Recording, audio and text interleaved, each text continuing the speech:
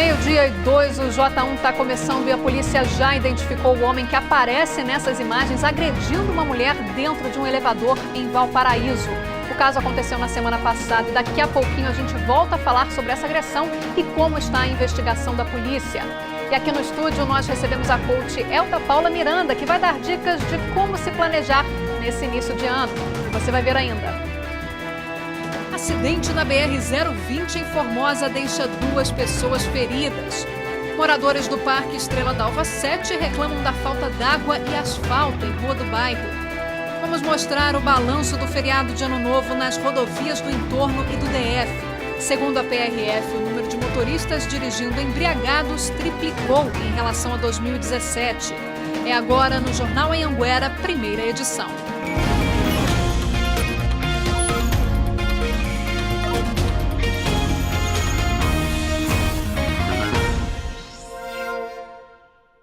Olá, muito boa tarde. Ontem nós mostramos aqui no Jornal Anhanguera o caso absurdo de uma mulher sendo agredida dentro de um elevador em Valparaíso. A polícia já está com as imagens e conseguiu identificar o agressor. A mulher não registrou a ocorrência, mas a polícia já abriu inquérito. A vítima e o agressor vão ser intimados para prestar depoimento. A gente tendo acesso a esse vídeo, a gente registra a ocorrência, noticiando que a gente teve conhecimento dos fatos, intimamos as pessoas envolvidas e dá início ao inquérito policial para que a gente investigue o que aconteceu. O caso foi na semana passada no elevador de um dos prédios deste condomínio em Valparaíso. As imagens mostram a mulher sendo agredida. O homem dá um soco no rosto dela, depois um tapa. A proteção do elevador chega a cair. Ele continua dando tapas, puxa o cabelo dela e joga uma latinha no rosto da mulher. Essa outra câmera mostra os dois saindo do elevador. O agressor ainda dá um chute na porta do corredor. Os vizinhos ficaram assustados com o barulho. Estava bastante alterado, né? A gente pode constatar nas imagens aí que ele entra no elevador, a moça entra tranquila, sorrindo, e ele acaba agredindo ela, né? Aí é revoltante, né? A própria população aqui que viu as imagens está chocada com a tal situação. Na Lei Maria da Penha, a investigação de lesão corporal não depende da denúncia da vítima. Nesse caso, as imagens gravadas no elevador, segundo a polícia, são suficientes para comprovar a agressão.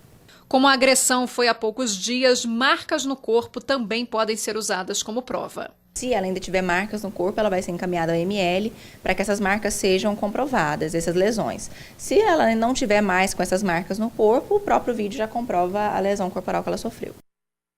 A pena por lesão corporal é de 3 anos. E mais um acidente foi registrado ontem na BR-020 em Formosa. 2 pessoas ficaram feridas. Segundo a Polícia Rodoviária Federal, o motorista deste carro branco perdeu o controle da direção, saiu da pista e acabou batendo de frente em uma árvore. O motorista de 29 anos foi socorrido em estado grave para o hospital de Formosa. Já o passageiro de 38 anos sofreu apenas ferimentos leves. E falando em rodovia, a Polícia Rodoviária Federal divulgou hoje o balanço da Operação Ano Novo. Quem traz mais detalhes para a gente é a repórter Nayara Santos. Boa tarde, Nayara. Olá, Thalia. Boa tarde para você, boa tarde para quem acompanha o J1. A quantidade de motoristas que dirigiram sob o efeito de álcool nas rodovias que passam por Goiás, mas que triplicou referente ao mesmo período do ano passado. Nos 5 dias da operação de fim de ano da PRF, 22 acidentes foram registrados, 7 a menos do mesmo período referente ao ano passado aí nas rodovias do entorno e do Distrito Federal. 26 pessoas ficaram feridas e 1 morreu. Eu trouxe aí o balanço da PRF, vamos dar uma olhada.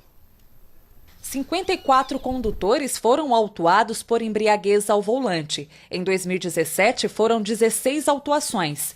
O excesso de velocidade recorrente nas BRs que cortam o estado continua liderando o ranking dos registros. Foram 2.381 veículos acima da velocidade permitida, entre os dias 28 de dezembro até ontem. De sexta a terça-feira dessa semana, foram 2.606 infrações de trânsito, sendo 180 pela falta do cinto de segurança, 170 ultrapassagens proibidas e 19 crianças transportadas fora do equipamento adequado.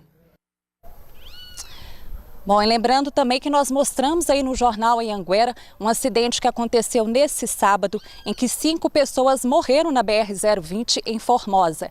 Um carro bateu de frente com um ônibus. Nesse ônibus tinha 41 passageiros. Metade do carro entrou aí por debaixo do ônibus. Já na semana passada, também no sábado, antes do Natal, um outro acidente na BR-040 na altura de Formosa, envolvendo 3 veículos. Um ônibus do Exército, um caminhão que transportava etanol e um outro ônibus que levava a equipe da cantora sertaneja Yasmin Santos. O motorista desse ônibus morreu e outras 17 pessoas ficaram feridas.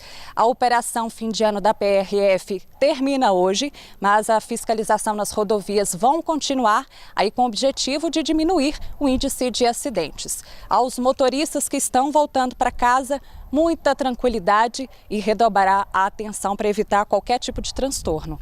Eu volto com você, Thalia. Tá certo, obrigado pelas suas informações, Nayara. Bom trabalho. Só uma correção, esse último acidente que a gente viu aí foi em Cristalina. E se tem um crime que cresceu 50% no último ano, foi o da falsificação de dinheiro. Acredite, notas falsas são vendidas nas redes sociais. Você sabe como identificar quando a cédula é falsa? A gente conversou com pessoas que já tiveram essa desagradável surpresa, mas que aprenderam com a lição. Junte as pontas da nota. O desenho tem que fechar, senão é falsa. Quem ensina é a Débora, que já foi feirante e garantiu que hoje conhece dinheiro, depois de tomar prejuízo. A falsa, ela tem o mesmo barulho do papel. Ninguém te passa nota falsa? Não, nunca mais. Ela deixou umas notas aqui na loja da Conceição, também perita em nota falsa e professora, quando o assunto é identificar dinheiro tabajara para os funcionários. Comparando o desenho da nota, tem na textura, 2, né? Esperteza bem-vinda nessa época. O comércio está bombando e a Polícia Federal recebendo milhares de notas falsas. Nos 2 últimos anos, a PF em Goiás abriu 200 inquéritos para encontrar de onde vieram 10 mil cédulas falsificadas. Tem muito dinheiro falso sendo oferecido pela internet, com tentativa de entrega pelos correios.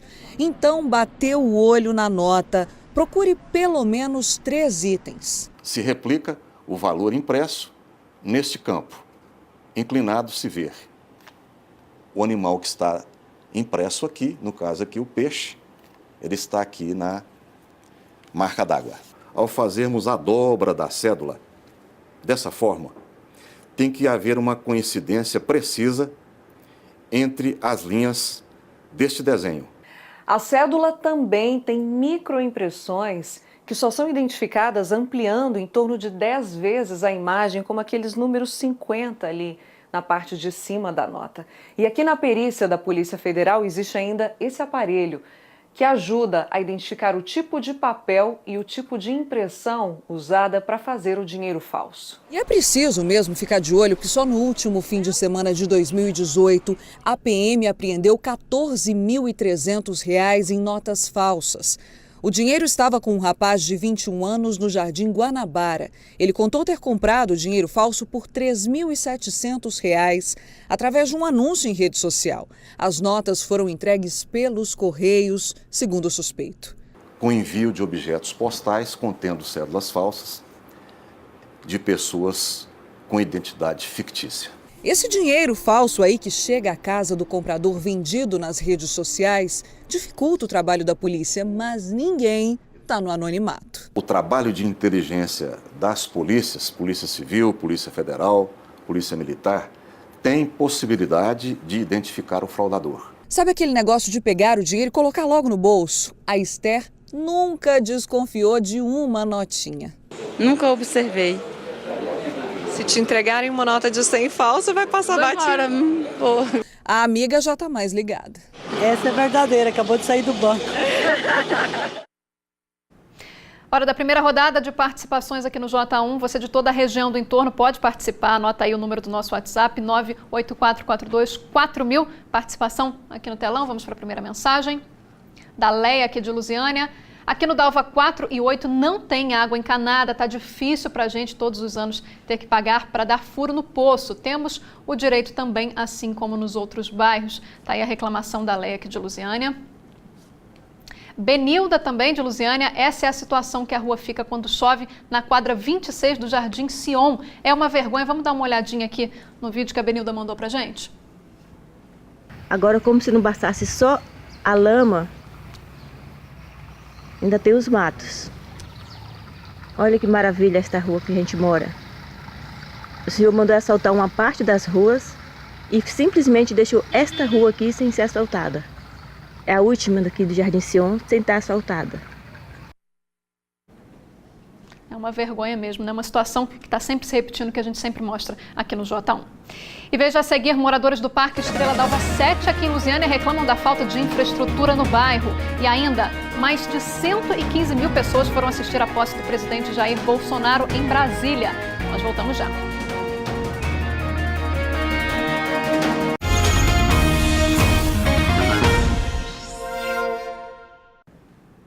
Hora de dar espaço a você aqui no J1. Você sabe que as participações que vocês mandam aqui pra gente no nosso WhatsApp e no QVT podem virar reportagem, né? Hoje nós vamos mostrar a reclamação dos moradores lá do Parque Estrela d'Alva 7, aqui em Lusiânia. Eles reclamam da falta de água e da falta de pavimentação em uma rua do bairro.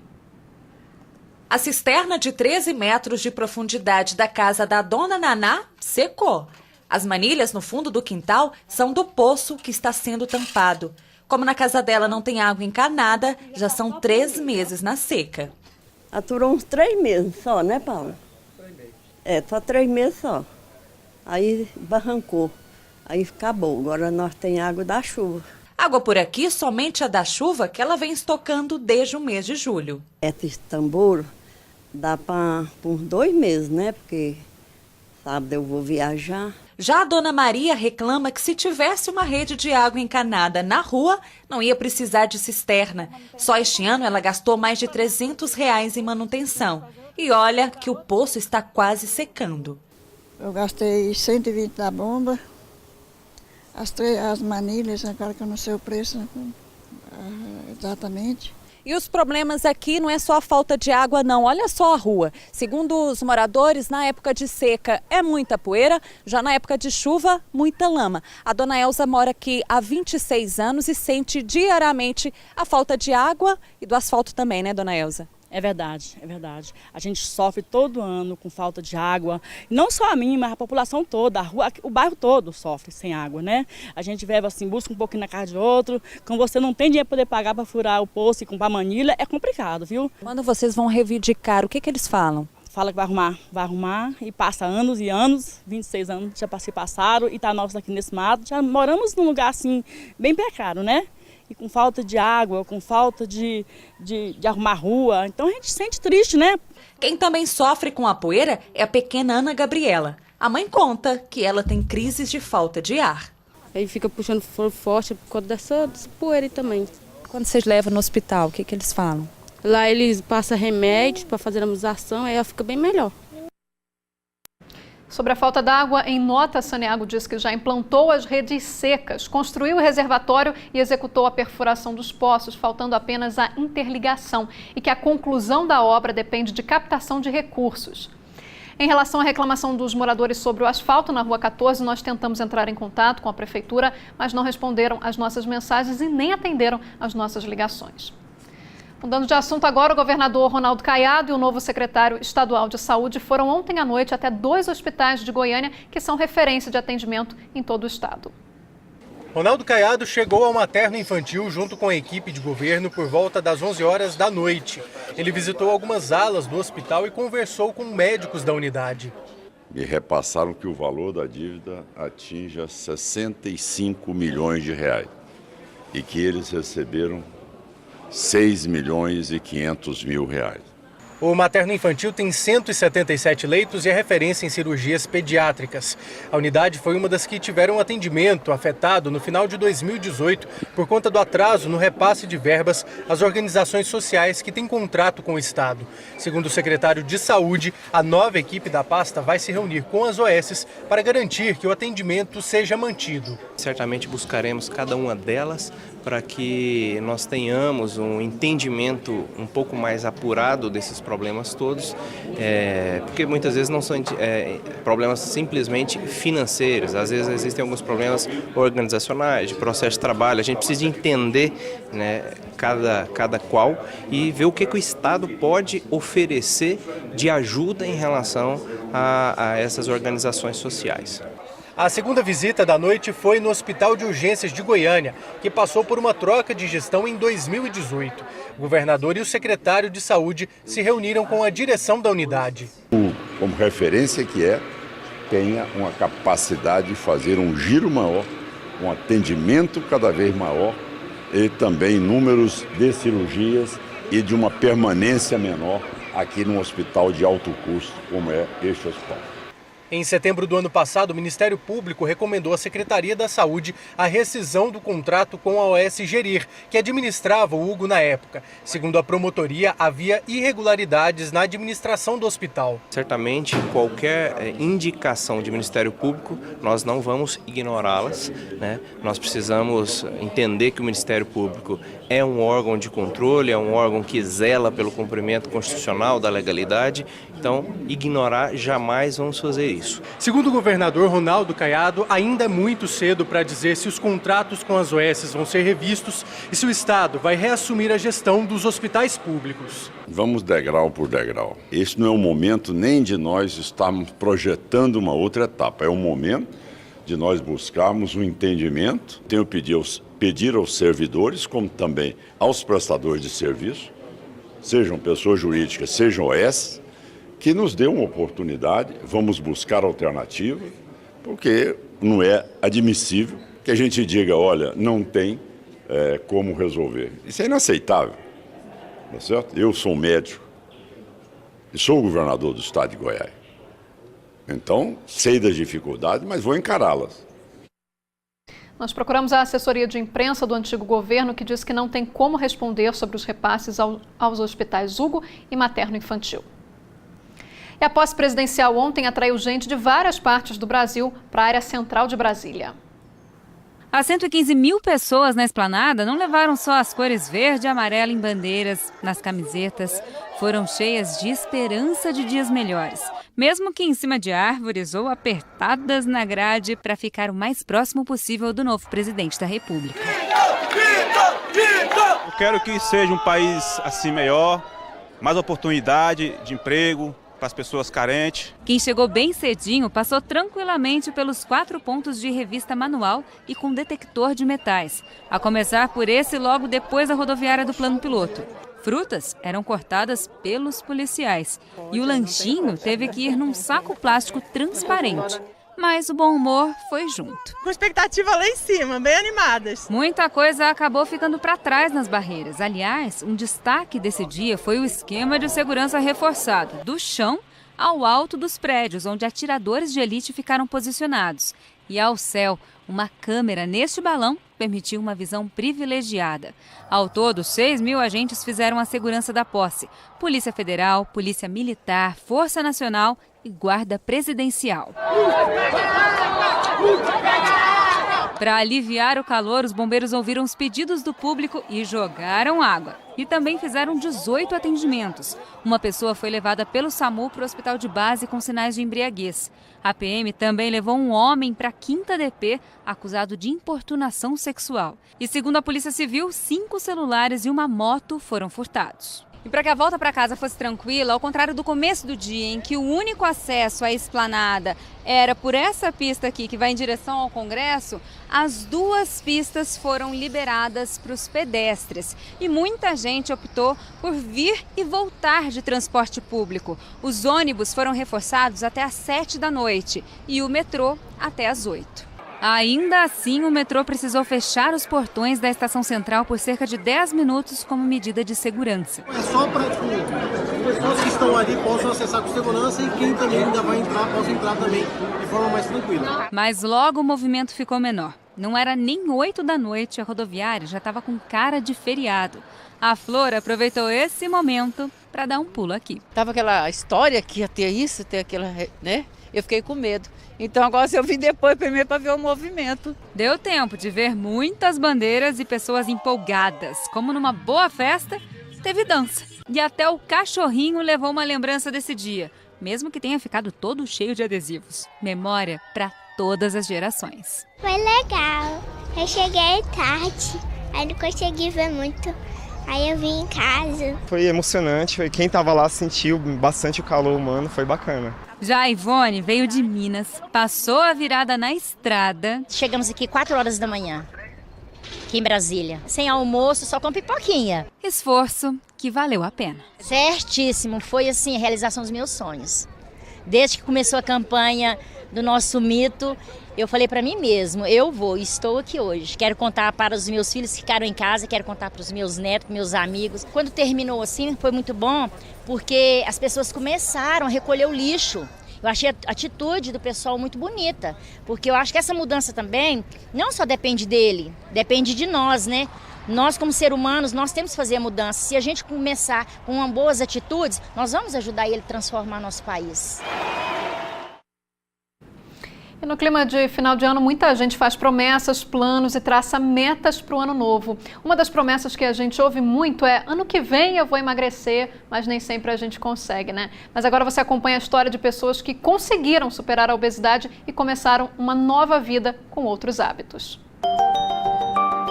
Como superar a obesidade? Se fosse uma dieta que fosse resolver o problema, você concorda comigo que a gente não teria mais obesos? Preciso ter consciência. Se não tiver a consciência que a gente tem que mudar os hábitos, tanto de alimentação quanto de exercício, a gente corre o risco de voltar a engordar. Equilíbrio. Eu posso sair, eu posso comer, eu posso tomar minha cervejinha, eu posso comer meu chocolate, mas eu tenho que deixar isso para ocasiões especiais. E disciplina. Entender o processo e tentar mantê-lo certinho.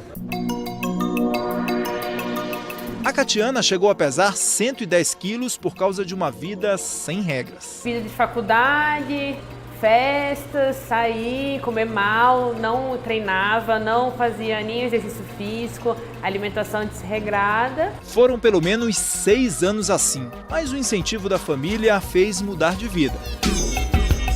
Uma parte da casa da Catiana também mudou. Vamos dar uma olhada na geladeira da casa dela? Olha só.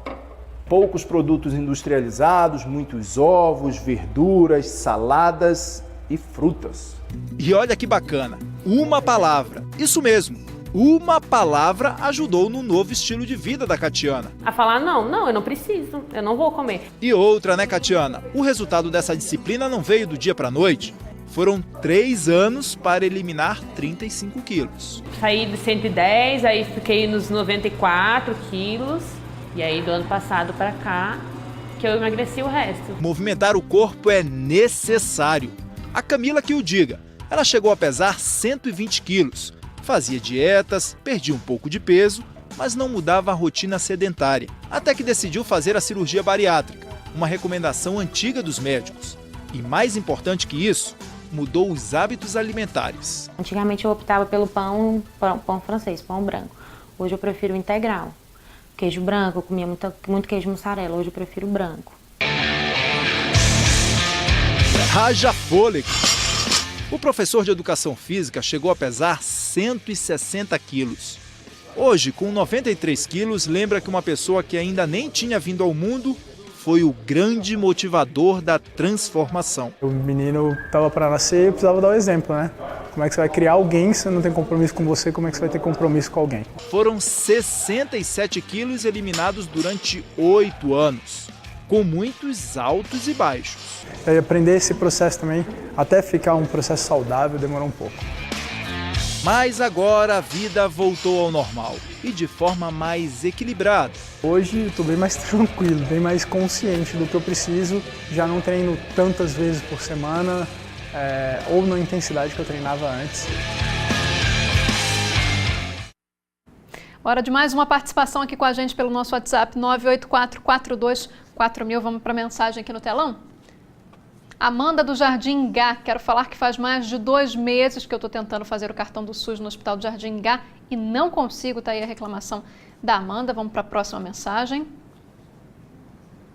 Adriano Rodrigues de Valparaíso. Olha a situação da rua Minas Gerais, na quadra 30, Chácara 8, setor Anhanguera B, em Valparaíso. Queremos uma solução, já faz quase 2 anos que está nessa situação. Vamos dar uma olhada no vídeo que o Adriano mandou pra gente? Olha só o tamanho da cratera. Eu já fui nesse local aí fazer uma reportagem há alguns meses. Não estava tão grande assim o buraco, mas olha como está a situação agora. A gente vê que realmente nada foi resolvido, né? Uma vergonha, a rua está interditada, complica a passagem ali de quem precisa ir e voltar de casa para o trabalho, né? Passar de carro ali é impossível. Tá difícil para quem mora ali naquela região realmente. E a seguir a gente volta a falar sobre o planejamento para ter sucesso no mercado de trabalho e na vida pessoal. Na série Travessia, uma reportagem para você refletir sobre a correria do dia a dia. Não saia daí, o J1 volta já.